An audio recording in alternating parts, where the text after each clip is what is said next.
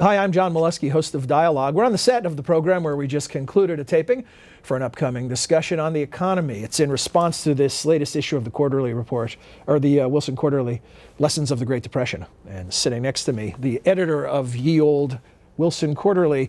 I want to ask you, Steve Lagerfeld. Yes. When you're planning whatever stories you cover, Right. particularly the cover cluster, how much of it is this alchemy between what readers are writing to you about and asking about versus editorial judgment?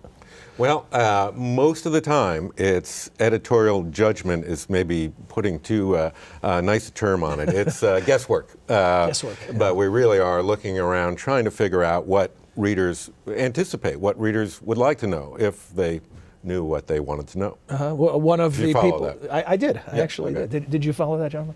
Yeah. One of the authors from this issue, Bob Aliber, one of the great economists of our times, has written a piece where you posed the question, is this a Great Recession or a mini depression?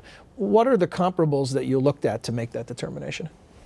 The big difference between a recession and a depression involves the stability of financial institutions. And an input of that is what is happening to real estate prices. In most recessions, real estate prices have not fallen at the national level. The uniqueness of the 2008 events was that a sharp collapse in real estate prices, which led to a collapse in many financial institutions.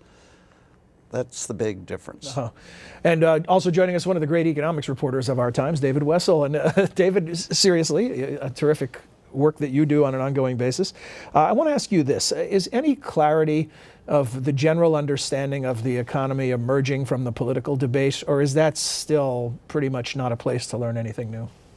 Well, I think that we sometimes have pretty good debates. The right issues are raised in the political debate, but not much light is shed on them. And what I look at it as an opportunity for journalists to step in, whether in the Wilson Quarterly or the Wall Street Journal, and say, so you know there was this big argument on TV last night about whether the bailout was necessary or not, or whether food stamps are too big or too small. Well, let me tell you, now that you've had your interest piqued, what's really going on here. So I look at, it does raise issues. It's not without content.